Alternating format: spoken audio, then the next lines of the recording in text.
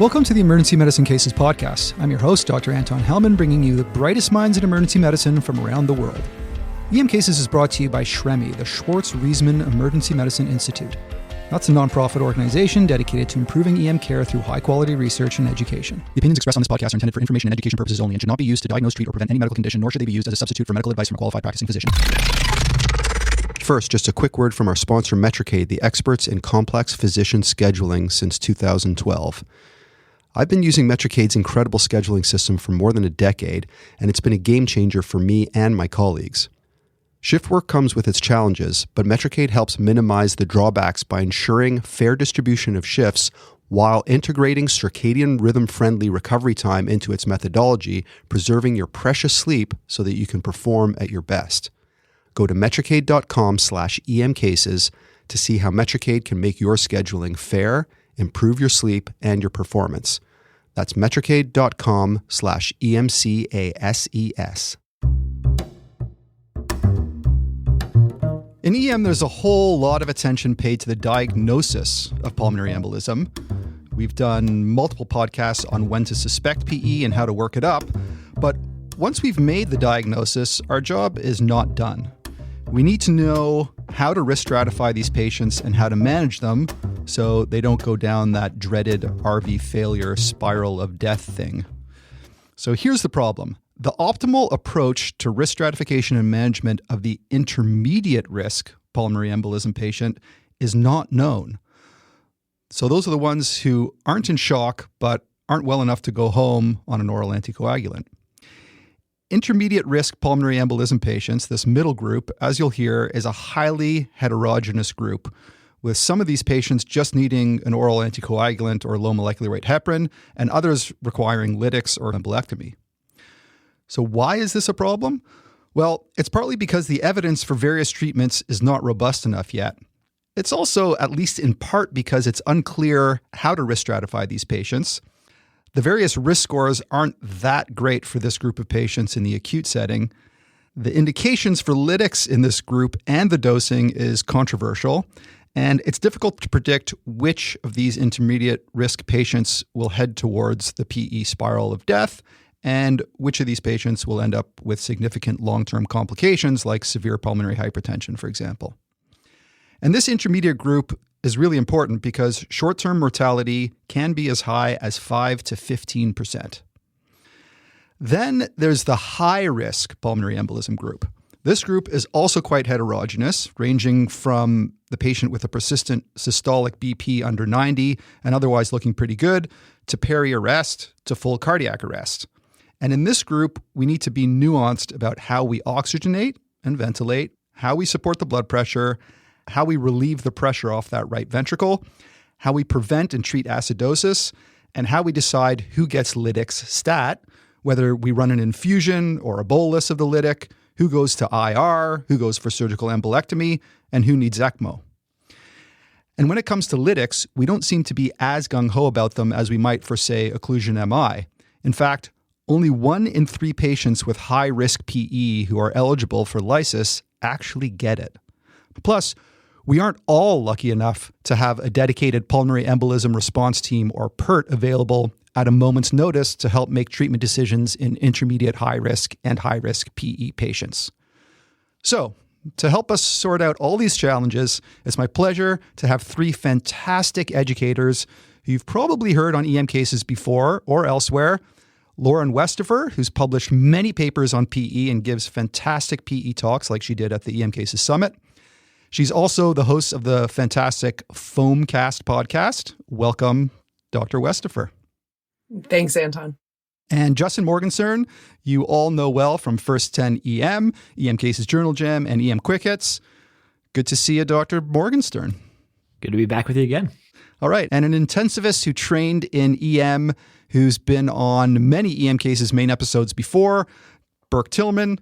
Welcome, Dr. Tillman. It's great to be back and great to see you this year. So let's jump into a case. A 30-year-old female with no past medical history who takes an oral contraceptive pill is wheeled into your resus bay by EMS on a non-rebreather looking pretty dyspneic. EMS tells you that she developed a rather abrupt onset of shortness of breath 6 hours prior, and her husband called EMS when she passed out while walking from the bathroom to her bedroom. She came to quickly, but when EMS picked her up, her oxygen saturation was only 68% on room air. They tell you that she looked cyanotic and had cool, clammy skin, and thankfully that's all resolved now because she's been put on a non-rebreather and her oxygen saturation is now 95%.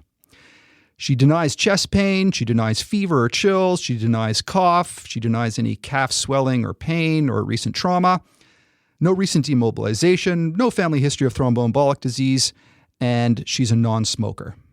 Her heart rate is 135, blood pressure is 110 on 60, respiratory rate is 30, temp is a bit low at 35.7 degrees Celsius.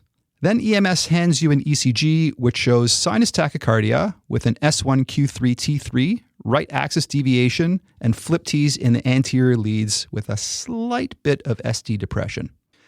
Chest auscultation reveals good air entry bilaterally and no crackles or wheezes. JVP is 3 centimeters above the sternal angle. There's no calf swelling or tenderness or pedal edema, no audible cardiac murmurs or rubs. You pop a Pocus probe on the patient, and it looks like the RV diameter is greater than the LV diameter, and the free wall looks a bit hypokinetic with apical sparing. You put your Pocus probe on the IVC, and the diameter looks well over 2 centimeters. You order an ECG, troponin, BNP, lactate, D-dimer, INR-PTT, fibrinogen, and a CT pulmonary angiogram. And you ask about contraindications to heparin, which she thankfully does not have, and you start your IV heparin. She seems stable enough at this point to go to the scanner, and while she's there, you look up the dose of tenecteplase and ask the nurses to have it easily accessible in case her condition changes. You also ask them to get vasopressin ready. CTPA verbal report comes from radiology that she's got a saddle embolism with signs of right heart strain. The troponin comes back significantly elevated, but under the cutoff for MI. BNP and lactate are still pending. You put in a call to your friendly intensivist and interventional radiologist, and they tell you that you should hold the tenecteplase for now, and the patient is transferred to the ICU and eventually transitioned to low molecular weight heparin and does pretty well. She's discharged home a few days later. What's the ultimate outcome? Unfortunately, she does have severe pulmonary hypertension requiring frequent readmissions. So there's a reason why I put in all those details, because we're going to be talking probably about just about every detail I presented in that case. But before we get into how to risk stratify these PE patients, we need to know the categories cold. And there is a little bit of confusion around this because there used to be the categorization of massive PE versus submassive PE. But now it seems like what most people are agreeing on is the high-risk PE versus intermediate-risk PE versus low-risk PE, which we'll be talking about through both of these podcasts on PE management. Neither of these classifications help us really figure out who's not in fluoride shock and needs lytics, IV heparin, ICU admission, and who just needs to be admitted to the floor on low molecular weight heparin. But we're going to talk about all that later. First, Dr. Westafer, could you just outline for us how you think we should be categorizing PEs? Should be categorizing. That's a tricky one because the best way to really categorize them, it's evolving and it's complex. I think the best way that we should is as a spectrum. And two of those are very easy. And I think we all agree upon it's the catastrophic, sort of the super high risk cardiac arrest, obstructive shock, persistent hypertension, peri-arrest patients. And then the low-risk patients, the well-validated scores of patients that can be treated as outpatients.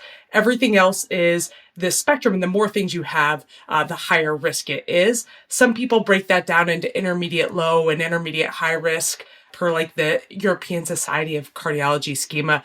I find those not so helpful, but a lot of the language is around low risk, intermediate low, intermediate high, and high risk, but that loses a lot of the details that I think we're going to talk about of the more things that are bad you have going on, the higher you are, and it's not this discrete category.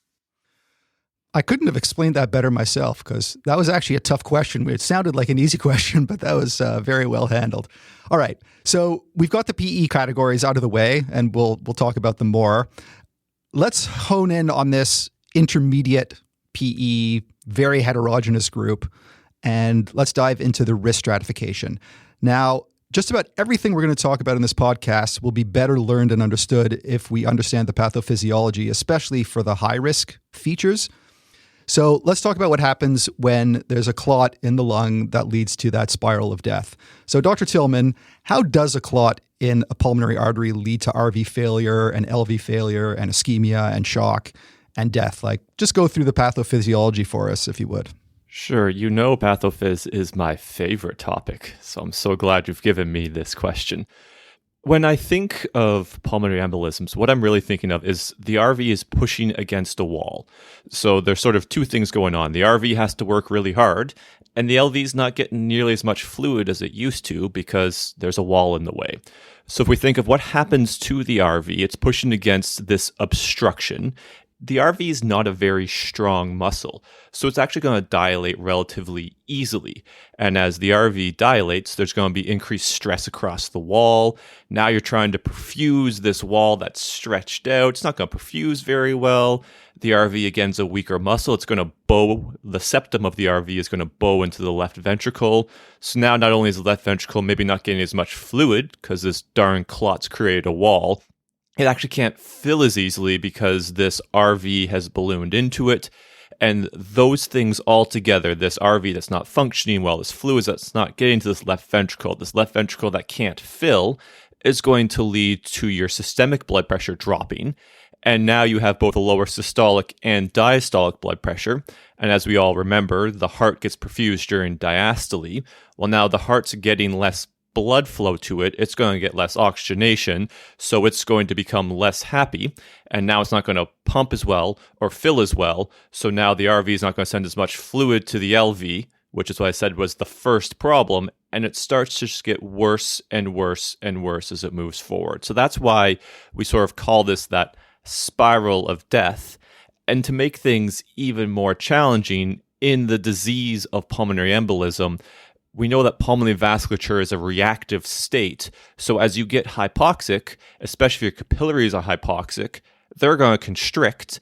And now you have even more sort of afterload to the RV, which is impairing the LV's preload. So it's a pretty dynamic and challenging situation to manage. All right, brilliantly explained there. That totally makes sense. I had that all imagined in my head as you were saying it. I can see that RV dilating and that septum bowing. So now that we have a solid grasp on the pathophysiology of PE and the spiral of death that may ensue, we can now go on to the high-risk features with a deeper understanding of why they're high-risk features and how they may play into badness in these patients. So I'd like to go through the high-risk features by touching on history, physical, ECG, lab findings, Pocus findings, and CT findings. Now remember that as we go through these are not necessarily the high-risk features for the diagnosis of PE. These are the prognostic high-risk factors, those bits of data that should make us more worried about the possibility of the patient crashing. And you might be thinking, well, we have the PESI score, and we have the BOVA score, and the HESI score, and other scores to help us risk stratify.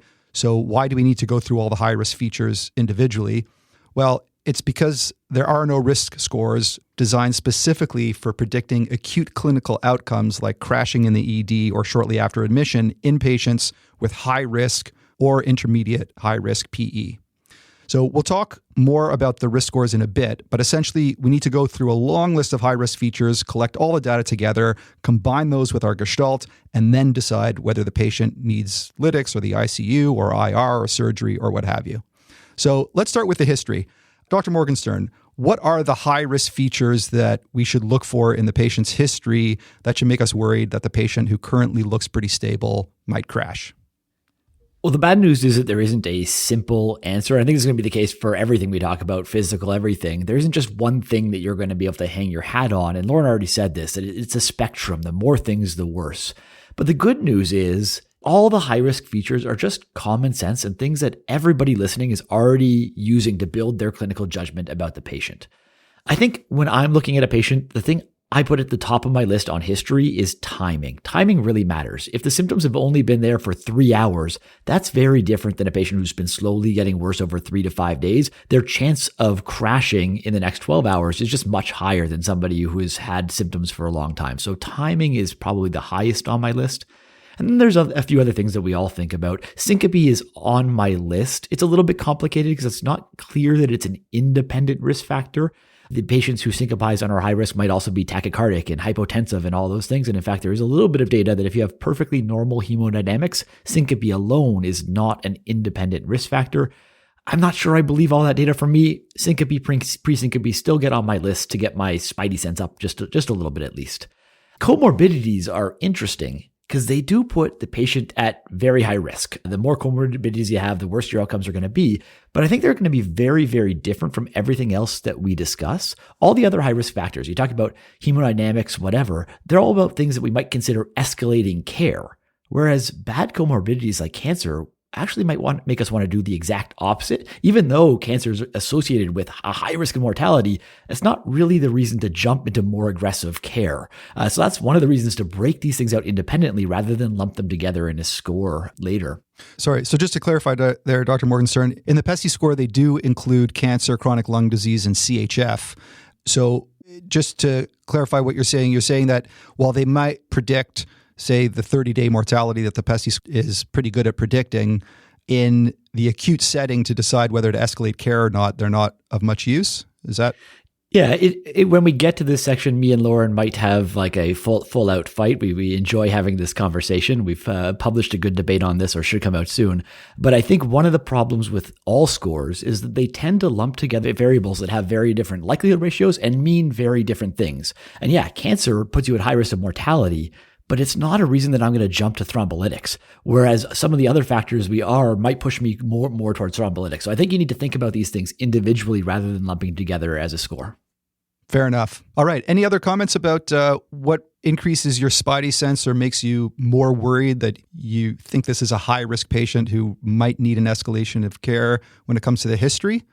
I had one other thing on my list that I'll just, because I think it might actually be the most important thing, which is, and this is going to be true of not just the history of physical, it's just how things change over time, right? If the patient, you had them with you in the emergency department for 6 hours and they're getting worse and worse, they're getting more symptomatic, that's a very different patient than somebody who has stabilized and not changed at all. So change over time is way more important than any individual data point, I think. Okay, so the timing of symptoms, how long they've been around for, how they change over time, maybe syncope, although it's not an independent risk factor, and those comorbidities, like from the PESI score, for example, you're going to be paying attention to them, but they might not actually change your likelihood of escalating care. All right, great. So those are some of the high-risk prognostic factors for acute badness from history. Let's move on to physical. So for the physical exam, I'd like to start with just the vital signs. And another reminder that these are prognostic factors, not diagnostic ones. Dr. Tillman, how should we interpret vital signs in the patient with PE when it comes to high-risk prognostic factors? That's a great question. We know from the PESI score they include a lot of vital signs to try and help us out. I actually don't love using heart rate in isolation. It does have points associated with it. Patients become tachycardic for a number of reasons. Like if you're scared, you're tachy. That doesn't mean you have a PE that I should intervene on. So I find that a harder one to use. I know that the shock index has been looked at, but I think the more important thing is if your heart rate's beating your systolic, or if your systolic is low, that's where I get quite worried. And when we think of sort of our risk stratification, when we talked about how you categorize these patients, as soon as they're getting hypotensive, they're just bumping up anyways. So if someone gives me a chart and I see on it that they're quite hypotensive, I'm putting a lot of respect into that. And also if they've had sort of a single episode of hypotension, like this tells me if there's no other disease going on, this is purely a clot burden disease, that I have to respect this. If, they have a PE because they've been septic and lying in bed at home for 7 days and then rocked up, well, that's a different story. But when we're talking about primary clot burden and disease, hypotension worries me. Same thing with respirate. I find respirate incredibly useful. It's how people compensate for a shock state. So if someone comes in quite tachypnic, then I'm going to pay attention to that. And then I'm a big fan of feeling my patient's extremities, because when we talked about the pathophysiology, we said this is obstructive shock. Obstructive shock is a cold shock. So if someone really isn't perfusing well, that worries me. As an intensivist, I believe everyone needs a Foley. As a human, I believe no one needs a Foley because, oh my gosh, that's an unpleasant thing to do to people. But if you call me without a Foley, I'm a very grumpy intensivist. So if they're not peeing, if they're cold, and their blood pressure is borderline, that's where I'm quite worried about things. Their heart rate, not as useful. And as I said, hypoxia is a bad thing, not just from, I think there's a lot of clot burden, but it's making the disease itself worse because they're getting some vasoconstriction in the pulmonary beds. If I had to pick anything I use the most, it's blood pressure on the call, and when I'm looking at you, I'm feeling how cold you feel. Those are sort of my two big things I use in my physical exam. Great. Dr. Morgenstern, Dr. Westafer, anything to add about the physical exam? Yeah, I think here is where, for me, the PETSI score almost emphasizes the wrong things. And maybe that's because it was derived through something called stepwise regression, which often pulls out things that maybe aren't that meaningful. But for me, heart rate, again, people can be tachycardic, and often we game it to whatever we want the patient to get. So we may look at the heart rate of 108 and be like, we can send them home. We look at the heart rate of 115 when the IV is going in, and we call them higher risk. The same thing with the systolic blood pressure. A systolic blood pressure alone in isolation without context is meaningless to an extent. So for me, this really doesn't capture the relative hypotension that a lot of our patients that are on 4 or 5 antihypertensives, but don't take them or should be on several antihypertensives, they may be relatively hypotensive and have a systolic above 100, but be in a shock-like state. And this just doesn't necessarily capture that, but maybe you pick it up through their tachypnea, through their hypoxemia, through their altered mental status. And I think one thing that we often don't get here is the oxygen saturation on room air is often not captured in these scores because we don't have a great way of reliably documenting all the time, especially in the heat of the moment when patients present to the emergency department. So in the patient who is maybe 88% and really struggling to breathe and tachypnic, to me, that means a lot more. And so those are the type of patients, the respiratory patients as well, that I'm really focusing in on the physical exam as well, that maybe isn't captured in some of the other places. Dr. Morgenstern, anything to add before we go on to ECG? I mean, I'm not a fan of almost any scores, but there's one thing on MD Calc that I love, which is the Scott Weingard LLS score, which looks like, we'll say shambles. Looks like shambles. I think that at the end of the bedside, just looking at the patients, it's going to capture what Lauren and Bourke both said, but like, are they breathing really hard? Are they cold? Are they clammy? That's what really matters for this patient. It's a hard sell to the ICU because it's hard to describe this patient looks like garbage. So they like numbers, but that's probably the most important individual physical factor to me. Fantastic. All right. So we've covered historical features. We've talked about the physical exam. By this time, hopefully you've been handed an ECG to interpret. Now, for the diagnosis of PE, again, I have to stress this, the diagnosis of PE on the ECG, we look at things like T-wave inversions in the anterior inferior leads, tall peaked P waves. But I want to concentrate here again on ECG findings that should make us worried that the patient will crash. Like for example, the classic S1Q3T3 actually is not diagnostic at all for PE, even though it's in every textbook and on every exam, but it does portend a worse prognosis. Dr. Westafer, could you just go through for us the ECG findings that help you risk stratify your PE patients?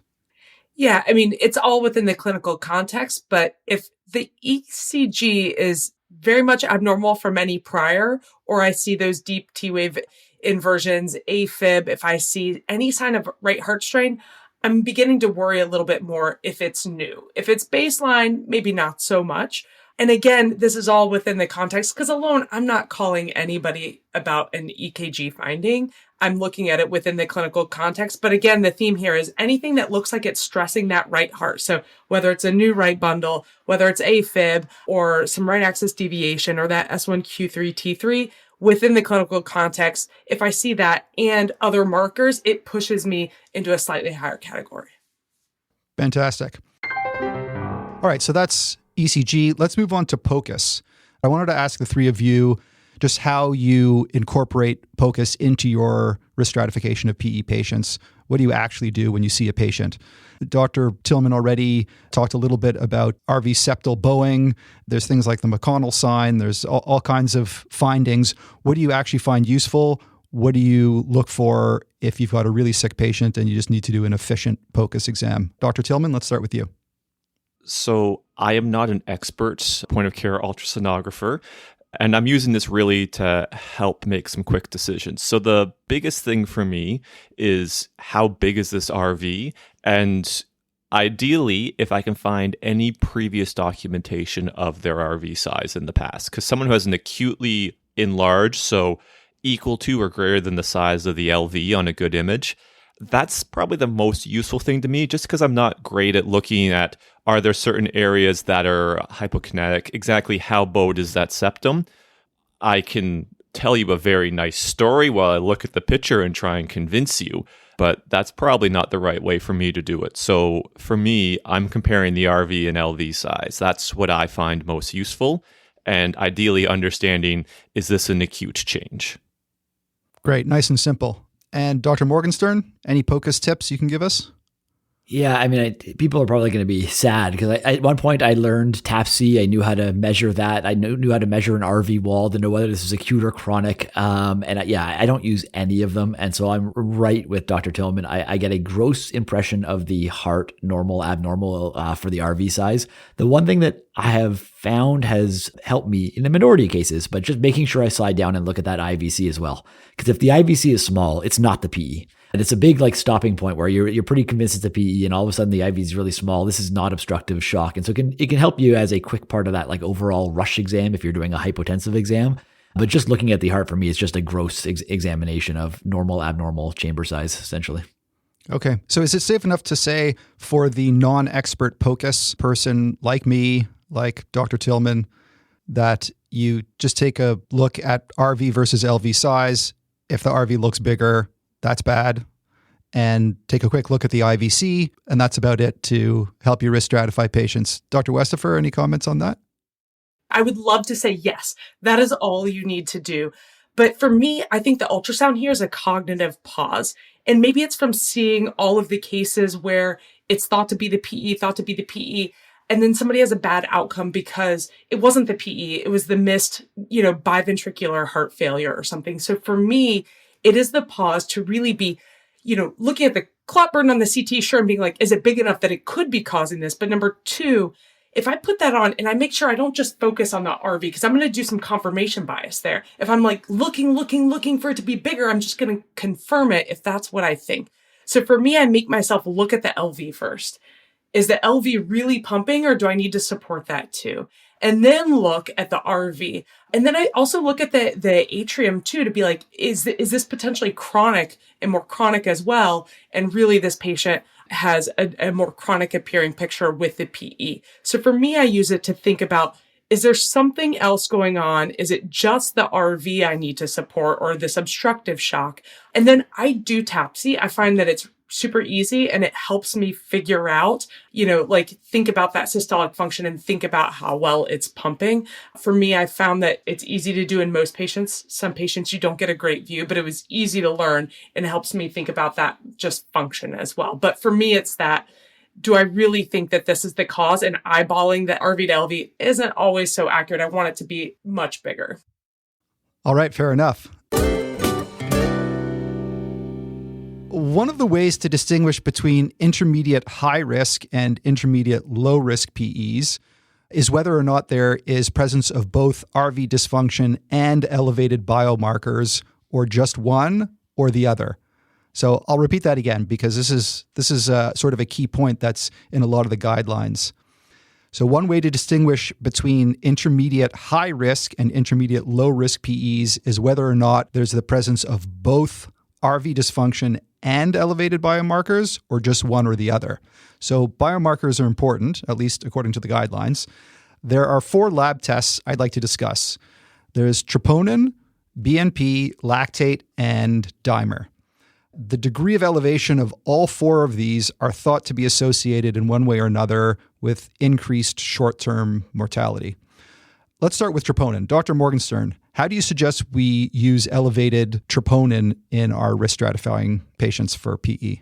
Yeah, and before I jump into troponin, I think there's a caveat that we could throw in anywhere here, which is that these are not independent things. So we talked about ECG, and I can almost guarantee you the person with the abnormal ECG probably had ultrasound findings. And that person probably also has the elevated BNP and the troponin. And so there is an error. I think we want as many data points as possible, but there's also an error in adding the data points together when they might not truly be additive. They might be telling you the exact same thing. So I think you have to think about what the data is actually telling you. And again, use that judgment thing rather than just adding up a whole number of things together. Anyway, as you said, troponin is associated with an increased short-term mortality, but unfortunately, the modern era of troponins are positive all the time. And so the question is how valuable that is to us in the individual patient. And then the flip side is you can make a mistake where a normal troponin does not rule out RV dysfunction or abnormality. To me, the biggest mistake with troponin, I send it on all these patients mostly because they're chest pain and shortness of breath patients, so I need it diagnostically first anyway, is just don't think about this as a dichotomous variable. I think there's a pretty clear difference to somebody who just sneaks above the 99th percentile and somebody who has a troponin that's 25 times the normal limit. And then, like I said, in history, in physical, trends matter. I think if troponin is continuing to rise despite anticoagulation, that's a pretty good sign that things are getting worse. But again, all of these things have a million caveats, and it's hard to interpret just as a single number on a page. All right, so we should avoid the dichotomous positive versus negative troponin in these patients. That totally makes sense to me. Dr. Westafer, you've published on this specific topic before. Could you give us your take on the cutoff for high sensitivity troponin when it comes to using troponin as a risk factor for PE? We don't know what it is. That's the TLDR. The bottom line there is we have no idea. There are these guidelines that say elevated troponin, and the last iteration of the European Society of Cardiology guidelines basically had a footnote that said, don't know, maybe age adjusted a little bit, but this doesn't take into account that a lot of our patients will have maybe an AKI or a chronic kidney disease where their troponin is always elevated. And we don't know what to do in those cases. And we don't know what a cutoff is in general. They've looked at a multi-center registry where they looked at hemodynamically stable patients with PE trying to suss this out. And basically, if you looked at an abnormal cutoff for a high sensitivity troponin, it didn't change the odds ratio for mortality, but it did if you had a conventional troponin. And so we just don't know what to do with these patients and the troponin. You can look at the patient's baseline, kind of think about where their kidney function is now and kind of guess, like, is it out of context to what I would expect for that? But really, you're just going to be adding it to the other things to think about. Does the overall picture suggest that this patient is sick? Okay, so is it fair enough to say that the higher the troponin, the more worried you should probably be, assuming that this is a new high, acutely high troponin? I mean, we know that just in general in all patients that the higher the troponin, the more likely they are to have a bad outcome. Is it fair enough to say that, but that specifically in PE patients, we have no idea what the cutoff is, and we shouldn't be using it as a sort of a yes-no answer, and that if it's negative, that's a little bit helpful, but also not really that helpful? What is it the radiologists say? Clinical correlation is required. I think you just put that caveat on everything we say today and we're fine.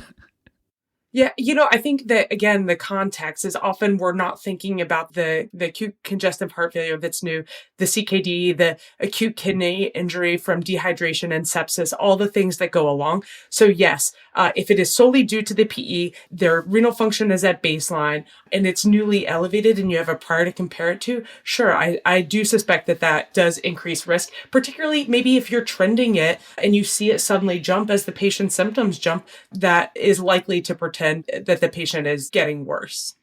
Good point. Let's take a little break to hear from one of our sponsors, Metricade, the experts in complex physician scheduling since 2012. Metricade's expert schedulers are their secret sauce. These people truly understand the complexities of physician scheduling. They empower us by providing the tools we need to manage our teams efficiently. At the same time, they give physicians more freedom to share their workflow preferences, so schedules aren't just fair, they're actually workable. Metricate's system is built to make your schedule work for you. They take the stress out of shift planning so that you can focus on what matters most. Go to metricaid.com/emcases to learn more about how smarter scheduling can work for you. That's metricaid, one word, .com/EMCASES. Let's go on to the second biomarker, and that is BNP. Dr. Morgenstern, what's your take on the role of BNP in risk stratifying these patients? Now, sure, give me the controversial one, eh? I personally do not use BNP, but if you look at the numbers, it's pretty similar on paper to a troponin, so you could argue against me. I already have the troponin because, as I said, I'm ordering it diagnostically, and if you go back to our Journal Jam episodes, I do not order BNPs in the emergency department. I don't think there's any role in the emergency department, so I don't already have it. So I'm not going to order it just for this purpose. And again, I can't imagine, we know BNPs are high in patients with very obvious CHF when you're using it for that purpose. I can't imagine the BNPs adding anything to, if I already have a point of care echo and I already have an ECG and I already have a troponin, it doesn't seem like it would make sense as an extra point, but it has an association with mortality. We already said this is a very hard decision to make and we want as many data points as we want. So if you want to argue with me and you want to get it, or if an intensivist called down and said, yeah, hey, can you add the BNP to help me make a decision? I'm not going to argue that much, I don't think. Okay, so suffice to say that it may not give you that much more data than the troponin. However, the literature does suggest that there's definitely an association between mortality and your elevation of BNP, and there actually have been some cutoffs that have been suggested for this. Dr. Tillman, your take on BNP? When you're sitting in the ICU and we refer you a patient with a PE, do you want the BNP? Do you care? So I've never ordered a BNP. My trainees will do it, but when I was a resident, I'm now old, so we didn't have it. And so there's not been enough evidence to convince me that it's going to change my decisions. So every now and then a BNP appears in one of my patients' charts because someone else ordered it. But that is the only time I look at a BNP. And I'm sure I will get into a lot of trouble for this. But that's my take on BNP. Okay, that's interesting. So both Dr. Morgenstern and Dr. Tillman are Canadian physicians. Dr. Westafer works in the United States. Dr. Westafer, in the US, are there different practice patterns? I imagine there are, maybe more use of BNP. What do you think about the evidence? They all have a BNP ordered pretty much. No, standalone, I don't use it. Again, if somebody's BNP is significantly elevated, their odds of death in general are higher. So maybe not related to the PE. When we sometimes use it on PERT calls, if the patient is in an outside facility, maybe the BNP is several thousand and the troponin is 30 on our analyzer. They're out of context. They're discongruently elevated. And I don't have the ability to evaluate the patient at that time in person, but sometimes we'll be like, do they have some underlying cardiac dysfunction? Do they have a history of CHF at all? They'll go back, they'll look in the records and be like, oh, they actually have an echo from 4 years ago. And so sometimes, again, the cognitive fallacy I see a lot with PE is as soon as you diagnose the PE, all of their risk is associated with the PE, and we miss the second or third thing that is also going on. And so sometimes for me, because this is already ordered, I'm not going out necessarily and ordering it, but it's another data point to maybe lead us into another direction as to what is going on with this patient and how we can best get them the appropriate therapy, whether it's related to the PE or some other support. Fair enough. All right, there's two more biomarkers we need to talk about, and that's lactate and dimer. Now, of course, dimers we may or may not use, or probably will use in the diagnosis of PE. But again, this is prognosis. And I've heard the argument that a dimer is useless to order when you know that the patient has a PE already. Dr. Morgenstern, what's your take on lactate and dimer to help you risk stratify these patients? Yeah, when I looked up the numbers, lactate, out of all the things, seems to have the strongest association with short-term mortality. When I have a patient who comes in shocky, I often have ordered the lactate from the beginning. I don't know that I'm often going back and specifically adding lactate for these patients because to me, clinically, like I have the ones who are super high risk and I'm already calling the ICU, or the ones that are not. And I don't know that this one data point would shift me from calling ICU or not, but maybe I should because it is a very high risk factor. But we use lactate all the time, and we know false positives are a massive problem. So I don't know that it's going to convince me in a patient who otherwise looks well and has a slightly elevated lactate. And conversely, I'm not sure how I'm going to use it from there because we know, at least in sepsis, that trending lactates doesn't really help at all. So I'm not sure how to exactly tie this into my overall picture. But again, as one more point, if I have it on my chart, it points towards signs of shock, which if in the right patient, in the right context, is one more reason for me to talk to ICU and get some opinions on different therapies than just heparin. I guess you asked me about D-dimer as well. I can throw that out there.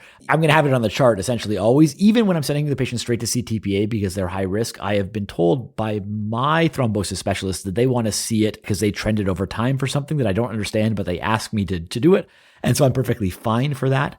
This is another one of those ones that I don't see it being an independent variable, though, for short-term risk prognosis, right? A high D-dimer likely going to be that patient that has a massive PE burden on their CT scan. The one thing that rattles around in the back of my head, though, maybe is one of the risk factors that I don't often think about in PE patients acutely is if you have a large DVT burden, that is actually a short-term risk factor. But we've always been taught, like, once you find the PE, you don't go and ultrasound the legs because what's the point? And so there's this conflict that if you look at CT and it doesn't look that bad and their D-dimer is through the roof, maybe thinking about the legs or maybe there's a discrepancy there that I have no good evidence and I haven't really acted on it in practice, but there's just weird cognitive dissonance that maybe there's something there. And I don't know that I give large DVT burden enough credit in my practice. And I'd be interested in Lauren telling me how wrong I am about anything I've said because she'll know. No, I think we don't know what to do with a lot of these things like DVT ultrasound. I like getting the DVT ultrasound because I know that's not what we're talking about, because the patient will bounce back and you want to know, are they failing anticoagulation or was that DVT already there? And it may bump your risk up a little bit. But I think the lactate here, is important to me in those patients who something tells me, like, I'm worried they have normotensive shock or some relative hypotension. And I can't necessarily prove it. They're over 100, but the clinical picture's coming together. I will sometimes, look at that and be like, yeah, their lactate's 5. Like, we really need to work on this patient and get them some additional treatment versus if I'm on a PERT call for another patient and they have other factors that people are worried about and their lactate's 1.3, I may be worried a little bit less to move on those patients. All right, so far in our exploration of risk stratification in the intermediate PE patient, we've talked about history, physical, labs, and Pocus. Next up is the CT pulmonary angiogram, and we've touched on clot burden already. So let's say your patient made it to the scanner and they made it back from the scanner. Yay. Dr. Tillman, can you run through for us the high-risk features on CTPA, and in particular, can you comment on clot burden found on CTPA? Because in my reading, this has been very confusing. Some of my reading said that clot burden does predict death, and then some of the reading said that clot burden does not predict death. And I'm just very confused as to how to incorporate clot burden on CT into my risk stratification. So yeah, if you could just comment on clot burden and then the other findings on CT for risk stratifying these patients. Can certainly try. First of all, you are right to be confused. And this comes back to the heterogeneous nature of patients with PE, because it may be that clot burden has a different implication in different patients. So if you look at some of the larger papers, overall they say clot burden is not really associated with outcomes. But then we break down exactly who's in each of these papers and what patients are they looking at. So if we think about one of the recent JAMA Open articles, it focused more on patients who we would have considered low risk. So from a clinical standpoint, from a physiologic standpoint, we said that these patients don't seem to have any high risk factors. So if clinically they're doing very, very well, it's harder to sort of hang your hat on their clot burden. Likewise, we think of patients who are already high risk. They've come in hypotensive, peri-arrest, but somehow you did succeed in getting the CT. Is there additive information in knowing about their clot burden? That's also hard to say. That being said, in high-risk patients, if I have someone who comes in shocky and I get a CT and it tells me they have a subsegmental PE, that's probably useful for me because it's pretty hard for me to hang my hat and say, oh, this person's in shock and they have a tiny, tiny PE. It's probably the PE. So understanding their clot burden is minimal may help me think of other diagnoses. So that's where I may use it there. It's in the intermediate risk where I start to pay or give more credence to the different levels of clot burden. So when we talk about high clot burden, because I haven't actually said what I'm thinking of there, a high clot burden, I'm thinking of what people call a saddle embolism. So this is something right by the pulmonary artery, often blocks both the right and the left. That's a very high clot burden. It makes me quite concerned. You can move slightly more distal from there, so you're just blocking either the right or the left, and then you move out from there. But I get very concerned at saddle PEs or anything that blocks off an entire lung. That to me strikes me as high clot burden. So I look for that, and especially if we're dealing with this patient population where we're like, they're a bit sick, but they're not clearly dying, where I'm going to give them thrombolytics for their clot burden, it can help me make some decisions there. And I do give credence to high clot burden in those patients. You asked about other CT findings. So CT will also see someone's heart. It's not the best test for looking at someone's heart, especially when it's non-gated. So take your CTPA cardiac findings with a grain of salt, but they can usually give you some measurements on the RV to LV ratio, and I'll incorporate that information as well. But going back to everything we've said, we're trying to form an argument for ourselves that the clot disease is the reason for their shock, and we are going to intervene on that. So that's why I include clot burden to say, is there significant obstruction to that RV to really cause what's going on?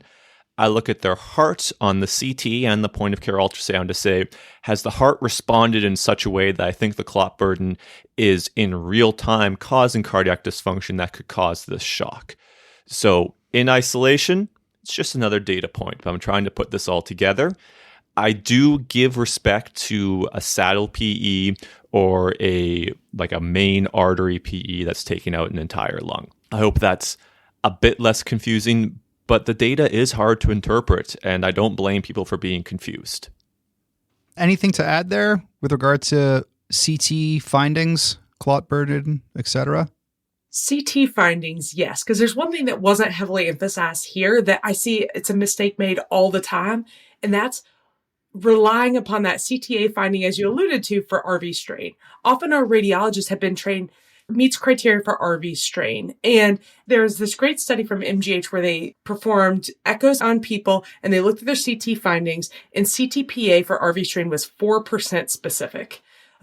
That is just abysmal. It's very sensitive. It'll catch everybody. But the problem is when we risk stratify patients, we are looking at their CT finding and then going back, and it's really hard to be like, oh, this is RV strain, and then realize you have a low risk patient that can go home. Or it says RV strain and maybe there are some bilateral subsegmental clots. It's probably not. And so this is where you see that, and then you look at your troponin, you look at maybe your BNP if you're in the US, your lactate, your vital sign, all those things, and you can put it in together. But often this is the first thing we're seeing when we risk stratify somebody is this radiology report.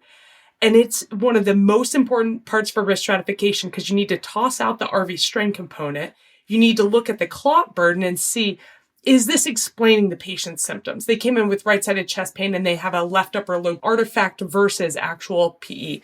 But in the intermediate risk patients, if you're wondering if their symptoms are due to this, again, the clot burden can be helpful there. The RV strain is going to be not helpful there. You need additional tests before you hang your hat on, I'm going to call the PERT team. I'm going to transfer this patient because it says RV strain. That's a stop what you're doing. Look for other information to support that because you just can't trust it. So much nuanced gold in there. I love it. So we've gone through all the various data bits, and we've talked a little bit about the risk scores. But I want to talk a little bit more about the risk scores. There's the PESI score, there's the simplified PESI score, there's the BOVA score, there's the Hestia score. So as we were saying before, the PESI score uses comorbidities like cancer, CHF, chronic lung disease. It uses vital signs, oxygenation, and mental status to predict 30-day mortality. And the BOVA score uses vital signs, troponin, RV dysfunction on imaging, which we just talked about, also to assess 30-day mortality and hemodynamic decompensation and the need for lysis, which sounds promising. But Dr. Westafer, could you just review for us what your take is on using these scores? Because this is really important because I do see people using the scores to help them decide whether to lyse a patient or not, when perhaps they shouldn't just be using these scores? What are the role of these scores in your management decisions? Yeah, I think this is changing because the commonly used ESC guidelines would say, endorses a PESI component to that, the Pulmonary Embolism Severity Index. But that's problematic because you're looking at overall mortality, not PE-related mortality. So these scores are decent for looking at like BOVA, TILO score, NEWS2 score. They're looking at all types of scores to figure out how do we detect these patients that are going to deteriorate, and none of them are specific to pulmonary embolism. And I think that's the bottom line here, is that you can look at a patient who maybe is higher risk on PESI, and it's due to sort of their baseline function and comorbidities and has nothing to do with their subsegmental PE. And so for me, I would like to see us move away from relying on these as moving somebody along the category and the spectrum, just regarding how much do we need to move on this specific pulmonary embolism. It may be informative to other things, like are they good to go home from the hospital? That's a different question than the intermediate risk patient. And so if you look at the studies, none of these have sufficient accuracy, I think, from an evidence-based standpoint to help us predict like who needs further intervention. Got it. All right. Dr. Morgenstern, you had talked about the dynamic nature of PEs when we talked about the history near the top of the podcast. But one of the things that is important, I think, is when the patient is in the emergency department, that all these high-risk factors that we've talked about, they change over time. Could you just comment on the dynamic nature of PEs and how that might play into our risk stratification? Yeah, I think we've all said this at least some point already. And so we all believe that this is true. But I think time is probably the individual most important factor and our biggest tool. And I think this is especially true, as we're going to get to in a little bit, because outside of hypotensive patients, it's very unclear which, if any, of these patients really benefit from thrombolysis. So you can't really hang your hat on any one factor, physical, troponin, ultrasound, anything. But if a patient is getting a lot worse over time, nobody's going to fault you for escalating your care. And so I think that's a really important point. Now, it's a bit problematic for emergency doctors as compared to our intensivists, because generally we just want to see a patient, make a decision, and move on, right? PE, consult medicine, next patient. But I think you have to take a step back and think a little bit about your own local context. Medicine doctors are incredibly busy in many hospitals, or most hospitals I've ever worked at. ICU is not in-house. Floor nurses may or may not spend as much time paying close attention to the patient as the ED nurse will. And so what you actually do depends a lot on your system and where these patients are going to be looked at. But I don't think you want to underestimate the value of a reassessment at 4, 6, 12 hours. And that could be anything. It could be a repeat history physical. It could be repeating the ultrasound. It could be trending the troponins and lactates. But for the highest risk intermediate, like there's a lot of patients still that don't need eyes on constantly. But for the ones that we're worried about, I personally try to recheck these patients anytime that I can, because I think you'll catch patients who were not ICU patients at the beginning, who look very much like ICU patients 4 hours later, who weren't thrombolytic patients at the start, who look very much like you better have a conversation now. Although honestly, in my practice, the inverse is much more common. I have patients that hit the door and look horrible, and I go back and see them at 2 and 4 and 6 hours. And I think it's because humans do create our own intrinsic thrombolytics, but they just got significantly better over time. But I think time is important. And I think that last bit might be the most important part of all of this, because we are all worried about the patients getting worse. But you don't want to rush to these advanced and somewhat unproven therapies if a lot of these patients do get better on their own. So I think both sides of this coin are important and very difficult. Putting this all together, all the risk factors that we've talked about, the dynamic nature of PE, and then we've come now in our intermediate risk patient, that huge heterogeneous group. We've got all our data, and now we have to decide, A, do they need to be admitted to the ICU? B, do they need lytics now? Or C, do they need to go to IR or have a surgical embolectomy? And we aren't all fortunate enough to have a PERT team who we can just punt the patient to and then they can make all those decisions, which we'll talk a little bit later whether that's a good or bad thing. But let's assume that most of our listeners do not have a PERT, that is a PE response team, and that we need to make at least a decision about thrombolizing now or picking up the phone to a variety of people. Could you just kind of put all of this together for us? We've collected all our data points. How are you going to make those decisions? So I think there are a couple decisions you're making. The first decision you're making is the patient sick because of the PE. So you're going to put all your data together. You're going to be like, okay, there is significant enough clot burden. So this isn't just purely subsegmental. You've decided that there's not another disease state going on. This isn't someone who is highlighted has chronic biventricular failure. So you've made all these decisions that they have a PE. This PE is making them slightly sick, so you're going to keep them in hospital. This isn't the low-risk population. Once we've made all those decisions, we know that patients who have PEs should be anticoagulated. I understand we're going to talk about what drugs we use later, so I'm not going to steal any thunder, but we're going to anticoagulate these people. That's probably the first decision we're making. At the same time, we're now saying, how sick has this PE made them? I missed the term massive, not because it was useful, but because it was fun to say. So if they fit into that old school massive, or if this patient is in shock, they're high risk patients. This is where we have pretty good evidence that says we need to break down that clot. What I like to make sure before I go and run to one of these drugs that has side effects, we know there are side effects, that's why this decision is so difficult, is I want to make sure I've done appropriate resuscitative care. We're going to discuss how you do fluids, how you do pressors, all of that. We'll talk about that. But make sure that you're not just thrombolysing someone because they've been in bed for 4 days and they're profoundly dehydrated. So they get some anticoagulation for their PE. We're going to resuscitate them. And if during all of that they remain hypotensive, and the classic definition is a systolic below 90 for sufficient time, 15 minutes is what's usually used, or they're requiring vasoactivations to keep that blood pressure up, this is a patient where I'm going down the break the clot route. What you use to break the clot, we're going to discuss that as well, because break the clot could be involving your interventional radiology colleagues. It could be using a drug. It's going to depend for me how sick they are. If I can't move them anywhere, you're getting your IV thrombolytic therapy. If I can move you somewhere, I'm going to at least think about IR. Those are the really true bill, high-risk in-shock patients. If we move out of there and say, you know what, we found a PE, the PE is making them sick, but we don't really have good signs of shock.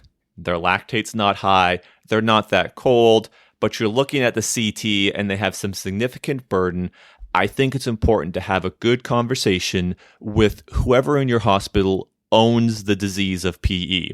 The biggest challenge I find with this is no one owns this disease of acute PE. Is this Emerge's disease? Is this ICU's disease? Is this, if you have a PERT team, awesome. I know there's one at VGH. I don't know about other ones in Canada, but awesome if there is.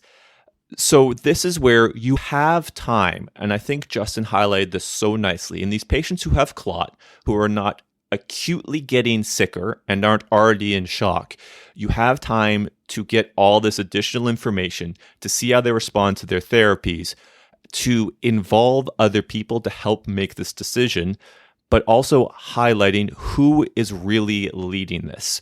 And I do think it's important when you think about how your hospital works to have a good understanding of your facility to say, who's the person who's really going to help us make these decisions? So to summarize all that, step one, make sure you've made the decision that the PE is making them sick. People with PEs need to be anticoagulated.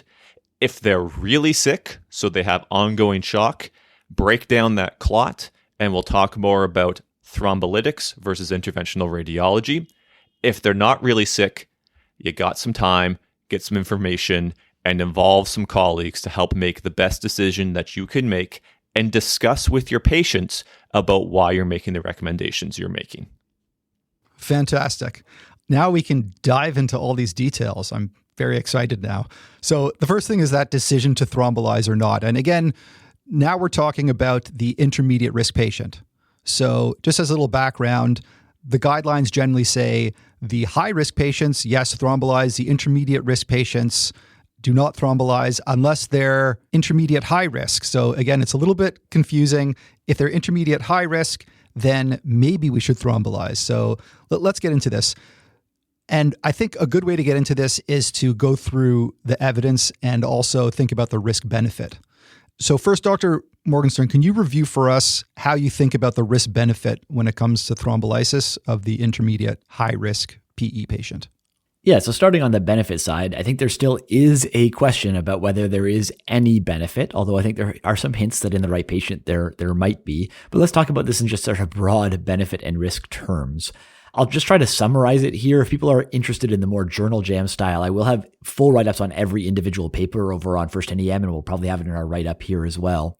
The intermediate risk patients, they're hard to summarize. And I think the biggest reason they're hard to summarize is that the patients that get into each of these trials are just completely different from each other at different times. This is a very heterogeneous group of patients. And the things that we've been using to define them are not what we've talked about in this podcast. It's not the clinical gestalt of, is this patient sick? It's just cut off of troponin positive, RV big. That's sort of it. And that just captures too big a group of patients. Without going through every single trial, the biggest trial we have is the Pytho trial. It's got 1,000 patients. It's really what guides us. That one, so everybody know, so people know, you got in if you had RV strain and you had a positive troponin, and it is a statistically positive trial. There was statistical benefit from thrombolytics, but essentially all of that benefit was in avoiding quote unquote hemodynamic decompensation. And you get about a 3% benefit in that. And really what that means is that you get thrombolytics now, and you don't need them 6 hours from now. But I'm not sure that makes a lot of sense. And unfortunately, it comes at a real cost, 5% extracranial hemorrhage and 2% intracranial hemorrhage. So by pure numbers, actually, the harms are higher than the benefits in that trial. When you lump everything together, the meta-analysis look a little bit more beneficial. Like there might be a 1 or 2% absolute mortality benefit if you're picking the right patients, but I think there's a ton of uncertainty there. And so I think this is why everybody sort of agrees in these patients. If there's a change, if there's hemodynamic compromise, then you're going to end up escalating care. But giving thrombolytics early up front so that 10% fewer patients need it later, that doesn't make a lot of sense, and it comes with a clear increase, like major bleeding overall and intracranial hemorrhage. So that's why, as you said at the front, major guidelines are telling us we avoid thrombolytics routinely in intermediate risk, but there might be a benefit in some subset that we haven't fully identified. And so right now you're doing that based on all the factors we talked about. Over time, is the patient getting worse?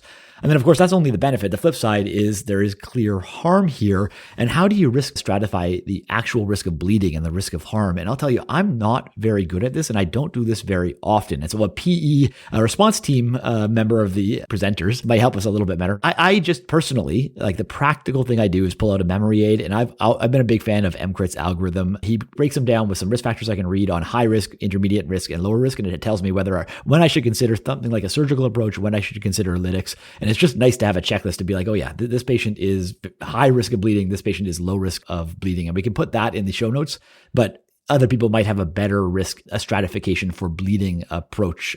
So the overall summary of this is no clear overall benefit, but I bet you in the right patient, if we stopped using just troponin and RV strain, there is a benefit. The data hints at a benefit, and it's just finding that benefit that's big enough to overcome the known harms. That's what we're looking for. I want to just pause there and talk specifically about bleeding risk, and then we can get everyone else's opinion on when to thrombolyze the intermediate high-risk patient. So for bleeding risk, there's the PECH, or how do you say that? PECH in French? I don't know. The PECH score. And that's one score that's used to assess bleeding risk. I guess first, Dr. Westafer and Dr. Tillman, how do you assess bleeding risk? If there's any obvious absolute contraindications to thrombolysis, obviously you're not going to be thrombolizing them. But there's this huge group there that may be at risk of bleeding more than other people. I mean, for me, I think about this a little bit differently. I only thrombolyze patients who immediately need it right now on a regular basis. So that would be your catastrophic PE patients. And at that point, I just look for any clear indication that intracranial injury or intracranial bleed might be there or might be imminent. In those cases, I might not. Otherwise, I'm pulling the trigger in that case.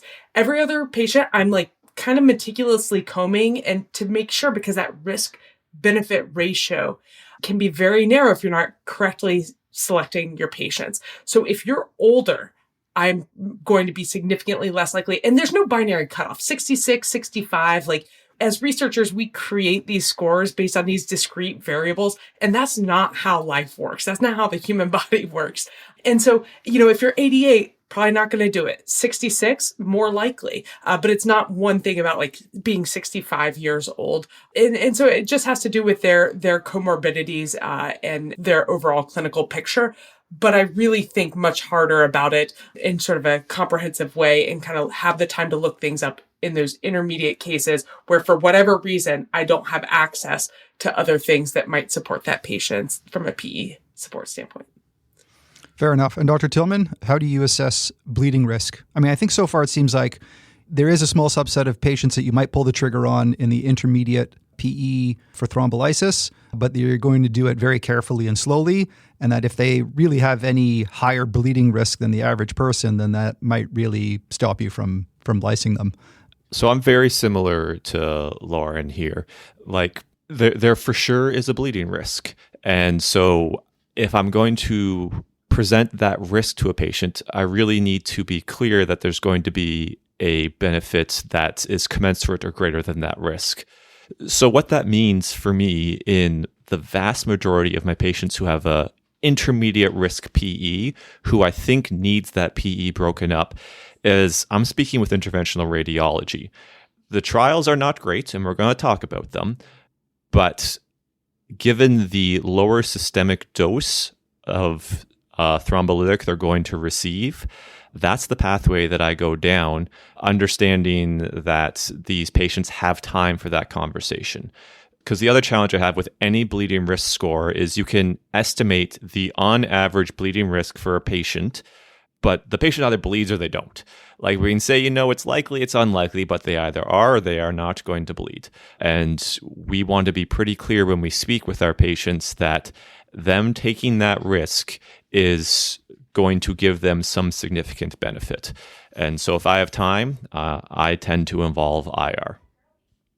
So let me throw a slightly contrarian view to that. And part of this may be in a misconception of the overall evidence standpoint.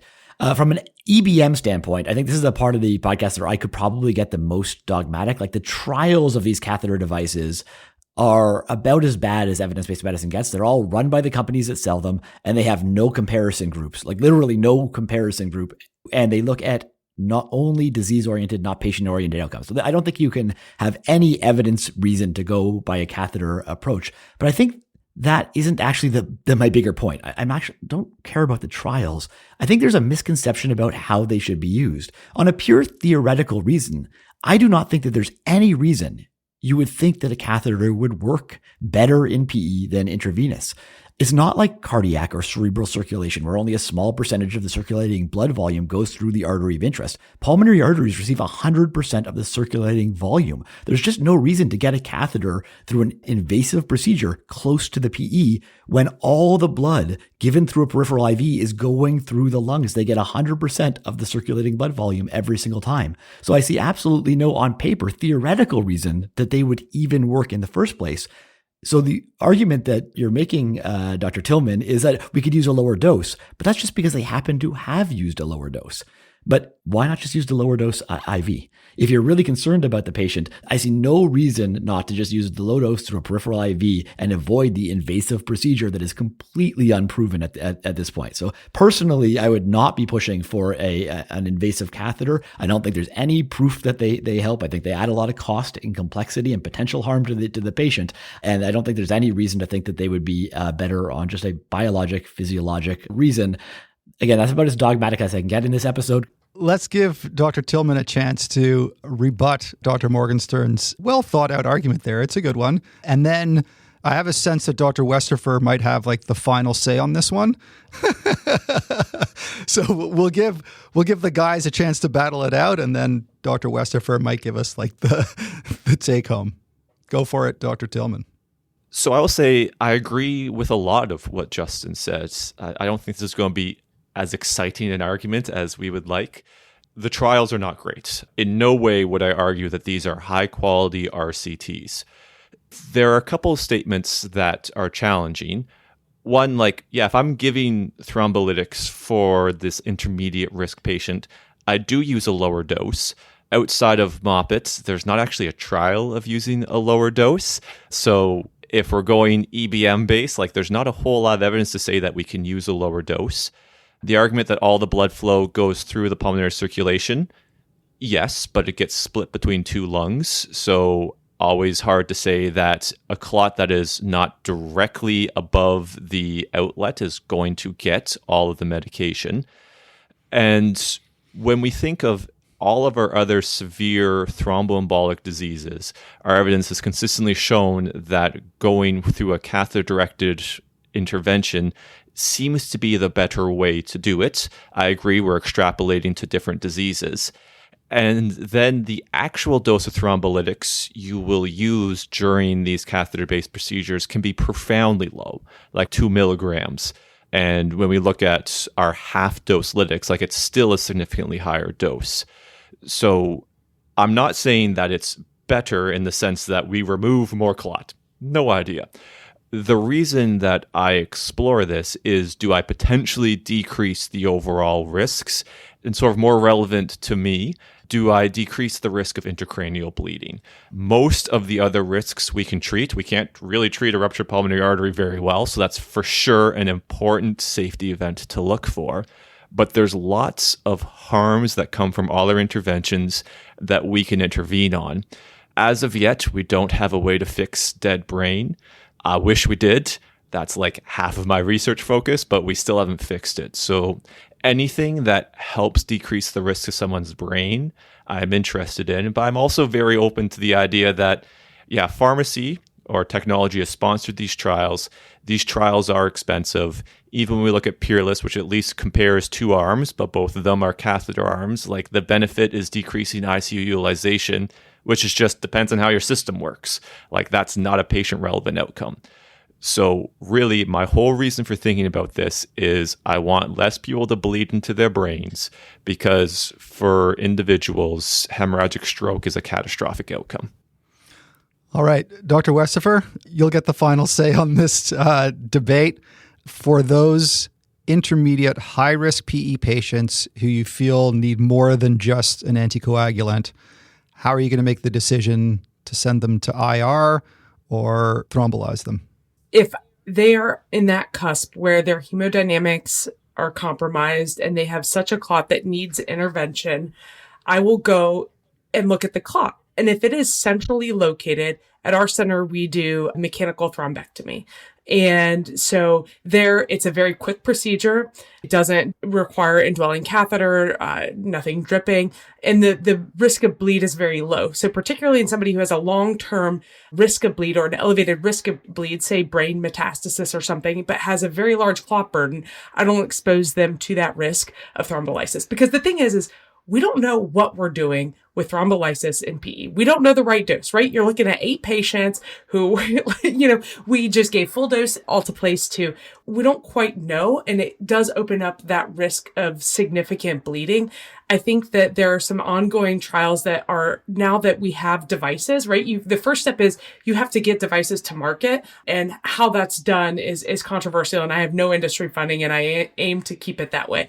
But, the next step after you have some that work and are safe, to see how well they work and do they work better than something else, is you have to have the industry sponsored trials. And then now they're moving to NIH funding, and they're trying to harmonize the outcomes so that you can compare the same sort of thing amongst several different trials and different therapies. And so I think we're going to learn a lot here now, and I don't think we know. And until we know, I don't think that we can be dogmatic, because it takes us so much more evidence to overturn a practice that we just don't know. All right. So unfortunately, you guys left me in this topic with it being about as clear as mud,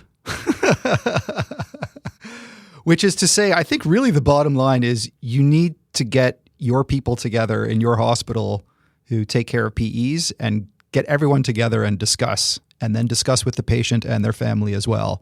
Because I think that shared decision-making is going to come into play here as well. And you've got to know your risks. You've got to be able to say some numbers of your risk of an intracranial hemorrhage. I think it's probably good to have sort of almost a script ready for your patients when you're talking about this stuff. And you just have to know that this will take some time, and that you will need to speak to some people and everyone come to a decision together. That being said, I do want to talk specifically about if you do end up thrombolizing that patient who isn't quite in shock, but might be heading that way. So we're talking still about our intermediate high-risk PE patient. If you do thrombolize those patient, how do you decide on what dose to give? And you guys have already alluded to the fact that the evidence is not great here. I've heard everything from you must give full dose lytics to, oh no, never give full dose lytics. You only should be giving half dose lytics. And then I've heard like, don't give boluses at all, just give infusions. And then I've heard a mix of give a bit of a bolus, then an infusion. And then of course, it's all different if you're talking about alteplase versus tenecteplase. My brain just starts hurting when I read about this stuff. So Dr. Westafer, maybe you can give us sort of the bottom line on how to choose your lytic. So alteplase versus tenecteplase, what dose you're giving, and whether to bolus or infuse or a combination. So the choice is easy. Usually it's what your hospital has. It's not your own personal choice. So for example, we have tenecteplase. I'm going to use tenecteplase. Some places have alteplase. So I think it's hard to get too much into the weeds there because so much of that is not determined by what evidence says or trials say. It's formulary. I give none of these patients full dose. I don't see that there is a benefit there. And I think that when we look at the data that was built on, we have nothing to suggest that that is what is necessary. And it's sort of what was done. And we did things based on that. So I reduced my dose. There's a study that looks at infusion and smaller doses. And I don't think we know the right dose. We need a dose finding trial if we're going to continue this. And we need that funded to kind of figure out what do we do for these patients, because it could be that they need 5 milligrams. It could be that they need 100 milligrams. We do not know what we're doing with lytics. Sorry to repeat that again, but they need a lower dose and we don't know what that is. So for whatever you're using, alteplase or tenecteplase, I would use lower than full dose, half dose, or maybe even lower. Whether an infusion, et cetera, works, hard to say. The study that looked at that, they monitored echo routinely and they did all these different parameters we don't do on a regular basis. And it's difficult to it's a high level center thing. So for me in the emergency department, I'm going to choose a half dose or less lytic of whatever we have on formulary and phone ICU. I love that. Wow. Because my brain was hurting severely before, and now there's been some relief there because that is very simple. Half dose or maybe even less, and whatever's on your formulary. And this is for, again, the intermediate patients. We're going to be talking in part 2 about, the cardiac arrest patients, so that might be different. But it's going to be half dose, and generally you're not doing just the infusion because there's just not enough data for that. Access to the video streaming package of the recent EM Cases Summit, that's our virtual conference where 600 of your colleagues registered, is easy. Just go to emcasessummit.com. Access to this goldmine of world-class talks is only available for a few more weeks. This is your chance to get some super high-quality CME points from your favorite EM Cases guest experts. The package includes the ebook we wrote summarizing all the talks. It's a great way to support EM Cases to ensure we continue to provide you with free open access podcasts, blogs, videos, quiz vaults, etc. Please head over to emcasessummit.com, not the EM Cases website, but emcasessummit.com to grab your video streaming package before it's too late. To review here, for these intermediate sort of high-risk patients who you do decide to give thrombolytics to, most experts would recommend half-dose lytics. It's going to be whatever's on your formulary. So if it's alteplase, it's 0.5 milligrams per kilogram up to 50 milligrams max. And that's given as a 10 milligram bolus followed by an infusion over 2 hours. And if it's tenecteplase, then it is 0.25 milligrams per kilogram. That's going to be about 20 milligrams, and there's a ceiling dose of 25 milligrams for tenecteplase. Okay, let's talk about anticoagulation options in the different PE patients. So we've got 3 choices of anticoagulants. We've got IV heparin, we've got low molecular weight heparin, and we've got oral anticoagulants, the DOACs. So for the low-risk patients, most of them are going to be on DOACs. For the high-risk patients, most of them are getting thrombolysis, so they'll be getting IV heparin along with their tenecteplase or their alteplase. And we'll talk about the timing of that a bit later. But what about these intermediate risk patients? Dr. Westafer, for the heterogeneous group of patients in this intermediate group, are you giving IV heparin? Are you giving low molecular weight heparin? Would some of these patients just be fine with a DOAC? How do you make your decision of which anticoagulant to give? Because as Dr. Tillman had pointed out, one of the first things you do when you diagnose a PE is make sure you've got that anticoagulant on board. This is such a great question. Historically, in intermediate risk patients or in anybody, we have just jumped on unfractionated heparin because it's an IV infusion. It's perceived as stronger than alternatives. And there's this maxim, quick on, quick off. So the idea is you all of a sudden are magically anticoagulated and then you can turn it off whenever you want. But it turns out most of these patients should just go on low molecular weight heparin.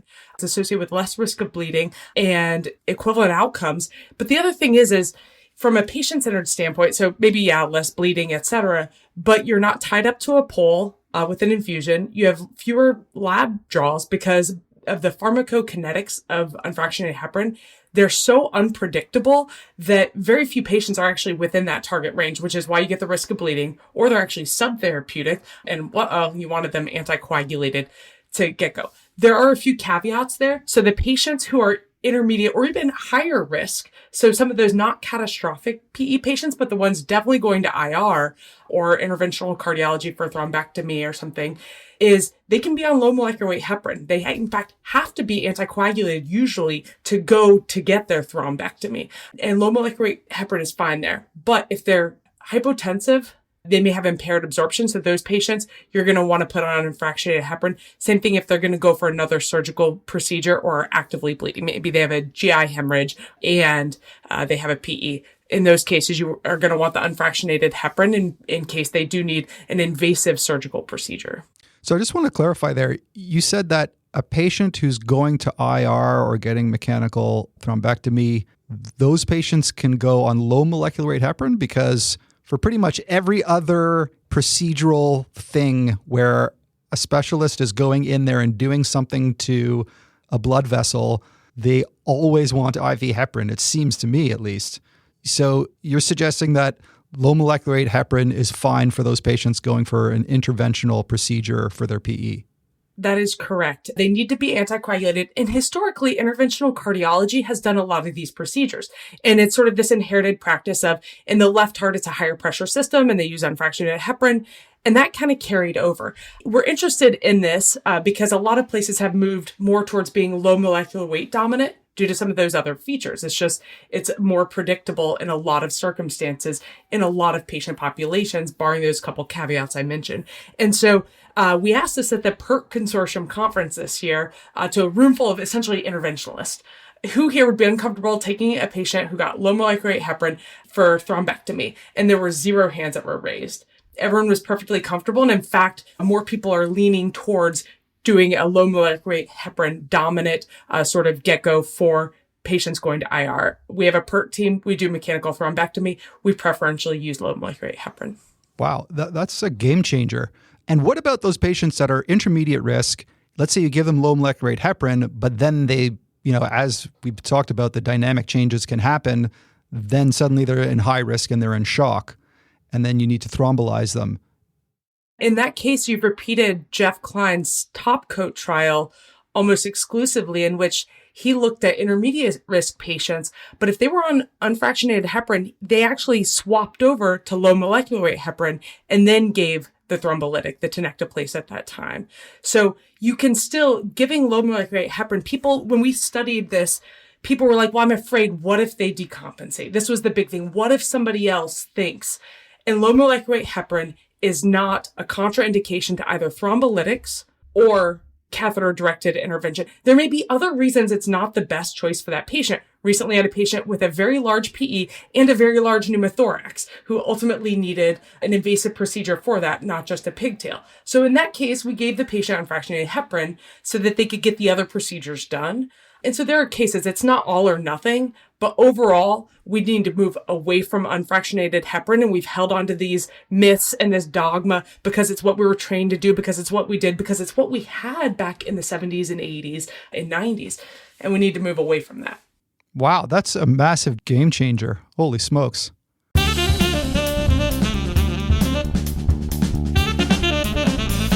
I want to move on now to go to the bedside of your sick PE patient and talk about oxygenation strategies, fluids, pressors, and other drugs. So let's start with oxygenation. Many of these sick patients will be satting in the 80s on room air, or as in this case at the top of the podcast, this patient was satting at 68% on room air when they were picked up by EMS. Dr. Tillman, what's your oxygenation strategy in the intermediate risk PE patient? So great question. I think the key thing to remember in all of this is hypoxia is going to make this worse. You get pulmonary vasoconstriction with hypoxemia, so things get worse. So the most important thing is give the strategy that's going to help relieve their hypoxemia.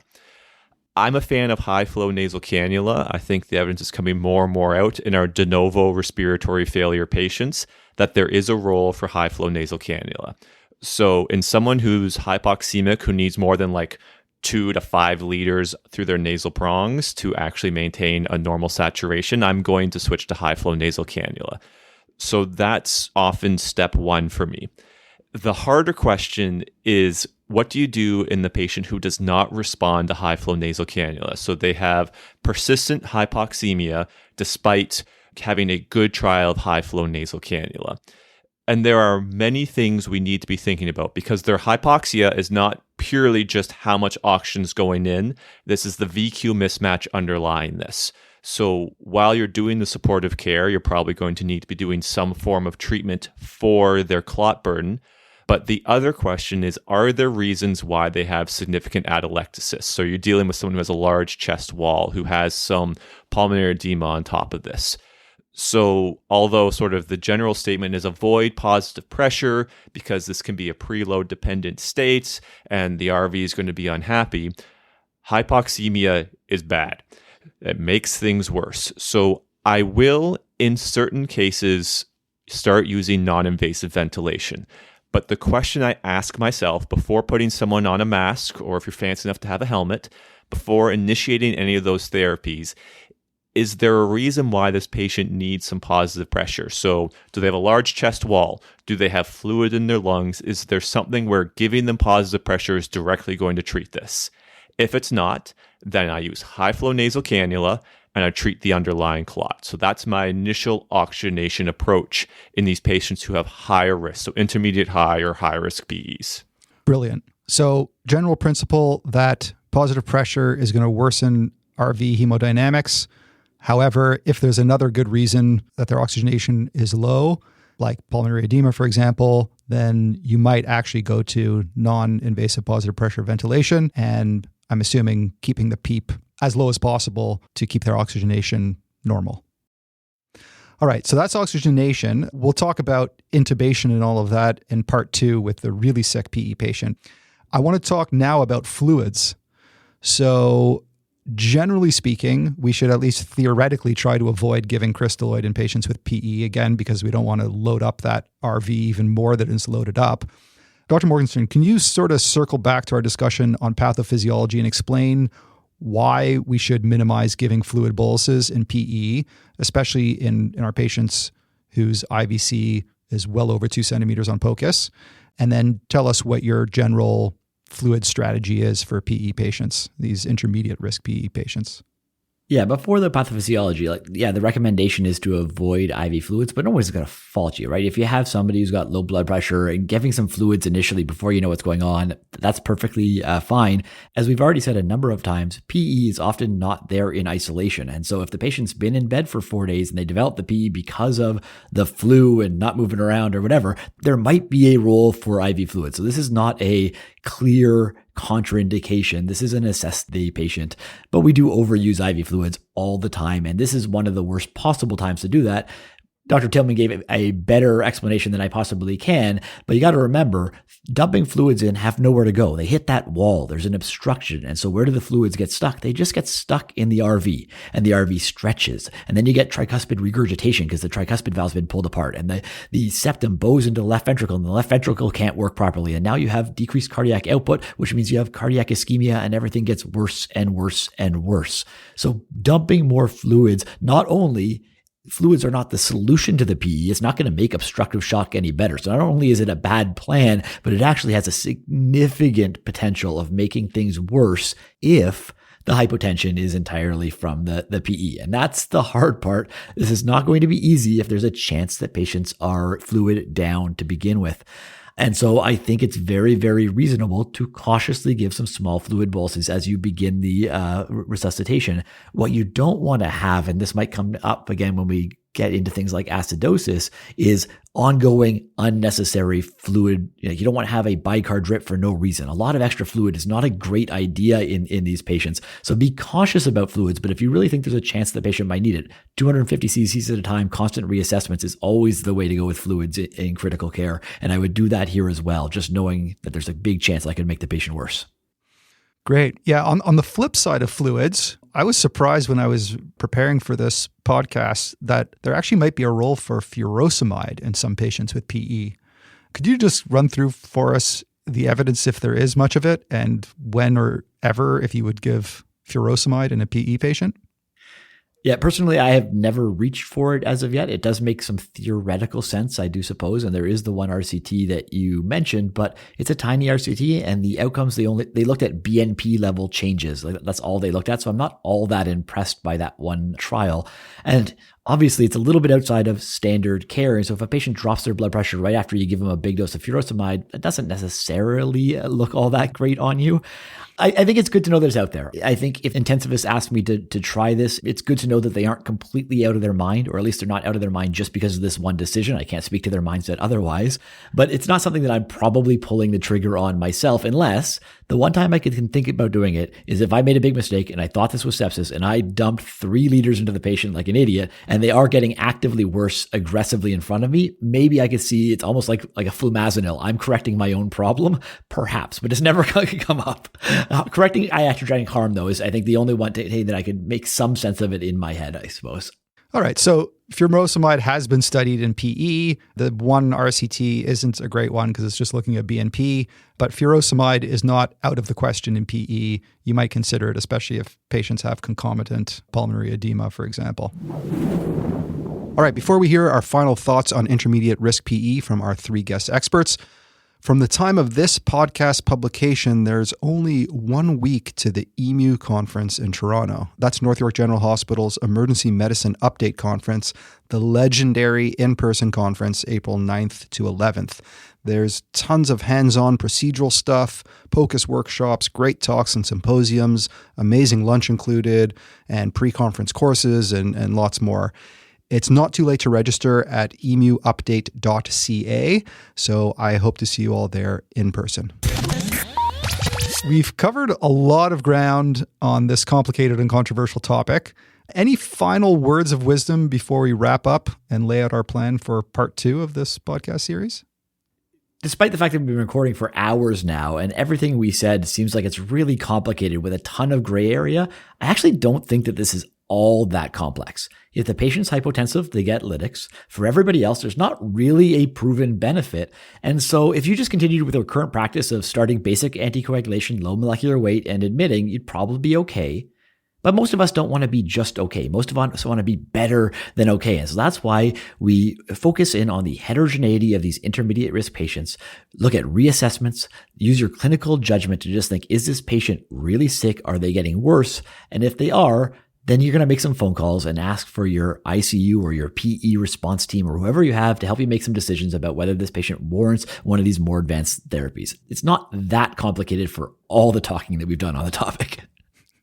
I completely agree with that. I think the biggest takeaway for me in patients who fall into this intermediate lower high risk category, just the patients who aren't in shock, but you're not sure you're sending home, is you have time. As Lauren highlighted, you can start their anticoagulation and still do other things afterwards. As Justin highlighted, how they change over time is so important. So as much as we all want the answer now, you have time. And I think that's the most important takeaway for me whenever discussing someone who falls into that intermediate risk pathway.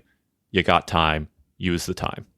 I agree with everything. For me, the first step is it related to the PE? That's the biggest mistake that I see as a ED doc, as a researcher, and then as somebody on our PERT team. Is it the PE? Does it make sense? And then second is getting the easy things right, getting the anticoagulation right, choosing the one that is more likely to be therapeutic for that patient, which is not unfractionated heparin. And then third is asking for help, whether it's an ICU doctor, pulmonology, or a PERT team, if you have one, in those patients where you're like, I don't know, because you could pull the trigger, but for me, I'm humble enough to know, I don't know. And so often I'll consult with somebody else to be like, do you really think this patient needs it? And a second set of eyes on the chart to look at all those RV parameters and lactate and the physical symptoms. Sometimes that will help clarify and give you enough time to see where that patient declares himself.